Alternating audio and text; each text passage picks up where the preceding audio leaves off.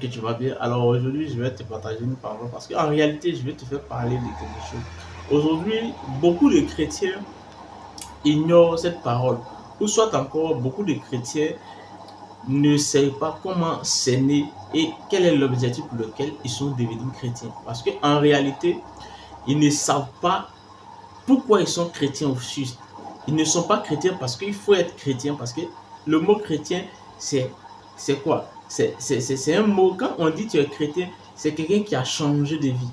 Or, si quelqu'un a changé de vie, cette personne devient une nouvelle personne. C'est-à-dire qu'il n'a plus l'attribut de la personne qu'il était avant, mais il a l'attribut de Jésus-Christ. Parce que c'est Jésus-Christ, c'est le nom de Christ là qui vient sur lui, afin qu'il devienne chrétien, ça veut dire qu'il devient petit Christ. Mais aujourd'hui, qu'est-ce que nous remarquons dans notre synagogue, dans notre église, et qu'est-ce que nous remarquons de manière générale? Aujourd'hui, les chrétiens d'aujourd'hui ont une manière d'approche, ou bien ils ont, comment on appelle ça? Ils ont une manière de se présenter là, et lorsque tu les vois quand ils étaient dans le monde, et que tu les vois, les convertis, tu as comme l'impression que rien n'a changé. En réalité, parce que tu as les difficultés même de les appeler chrétiens, parce que ces personnes-là, ils ont un seul raisonnement, et leur raisonnement est que le Seigneur regarde dans le cœur. C'est vrai, moi je ne suis pas contre, contre cette idée de dire le Seigneur regarde dans le cœur. Mais quand le Seigneur regarde dans le cœur, c'est pour voir la manière, l'état de ton cœur. Mais l'état de ton cœur, quand la Bible dit que la bouche, c'est-à-dire quoi? La bouche reflète ce que le cœur, la pensée a fait ça. Quand penses-tu? Parce qu'aujourd'hui, les gens pensent que l'habit ne fait pas le moine. Ok? On est d'accord, il n'y a pas de souci. Mais aussi, la Bible dit que l'obéissant vaut mieux que le sacrifice. Or, si on parle de l'obéissant qui vaut mieux que le sacrifice, ce qui veut dire que il faut obéir à Dieu. Alors, quand je deviens chrétien, qu'est-ce que Dieu m'exige? Qu'est-ce que Jésus m'exige?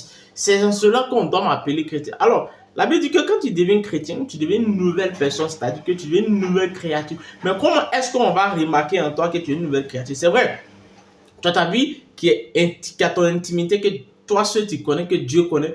Mais ceux qui doivent t'appeler chrétien, ceux qui doivent te différencier de comment est-ce qu'ils vont savoir que tu es un chrétien? Comment est-ce qu'ils vont mettre l'étiquette de chrétien sur toi si réellement rien n'a changé en toi? Tu es devenu chrétien, mais toujours tu es au bar avec eux, toujours tu es dans la boisson avec eux, tes cheveux, et tu as tout en train de faire les mêmes drills, tu es en train de lutter les drills avec eux, tu es en train de lutter. Et puis en plus de cela, tu fais dire que non, je suis au milieu d'eux parce que j'ai un message à porter. Mais la Bible dit que, ce que tu dois savoir que quand la Bible dit, quand vous partez dans un village, quand vous partez dans une région, faire comme ils sont, ça ne veut pas dire que ta nature de christianisme, là, ta nature que Dieu a mis en toi doit quitter. C'est-à-dire quoi? La meilleure manière de faire passer le message, c'est d'être comme eux, de les comprendre. C'est vrai. Quand tu finis de les comprendre et que qu'ils t'ont accepté dans leur religion, c'est en ce moment-là tu vas commencer maintenant à faire quoi? À transformer, à montrer la transformation que tu as.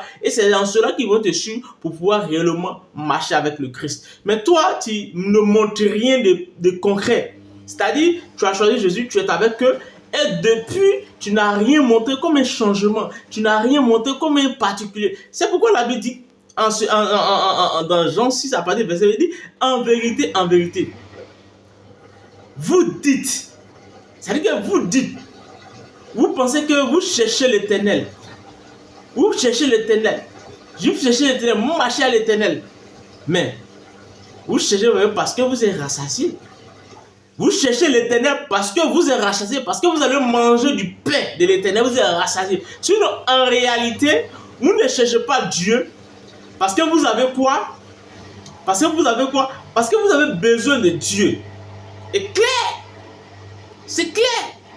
Mais parce que vous avez mangé, vous êtes rassasié, que vous avez été rassasié, c'est pourquoi vous dites que je suis chrétien. Vous devenez chrétien parce que vous mangez. Sinon, si on devient chrétien, la Bible parle de quoi? Jésus parle de quoi là? Je lui parle ici de ceux qui se prennent pour, je ne sais pas quoi. Je veux te dire, quand on vient en Christ, on devient une nouvelle créature. Donc les anciennes choses sont passées et toutes choses deviennent nouvelles. Alors tu dois commencer à constater dans ta vie qu'il y a un changement. Lorsque tu acceptes le Seigneur et que tu vois qu'il n'y a pas de changement en toi, ou soit, pas toi, où tes amis d'avant, tes camarades, tes voisins ne voyaient pas un changement radical ou bien un changement progressif en toi, en ce moment, tu dois te poser la question de qui j'ai choisi, avec qui je marche. Qui est ce Seigneur que j'ai choisi? Et puis depuis, il n'y a rien. Pourtant, il a dit que lui seul, il va s'en charger de ça. Et ça, tu vas trouver la réponse. Alors, je ne vais pas être long. Si tu as aimé la vidéo, il faut la partager. Il faut t'abonner et activer la cloche de notification afin de ne pas rater nos vidéos suivantes qui seront assez sur notre chaîne YouTube. Vous pouvez te connecter ou encore sur notre Facebook. Nous allons parler de beaucoup de choses qui interviennent dans la vie des chrétiens. Parce qu'aujourd'hui, le chrétien, il est paresseux. Il ne veut pas entreprendre. Les chrétiens, vous savez. Ciao, ciao. À bientôt.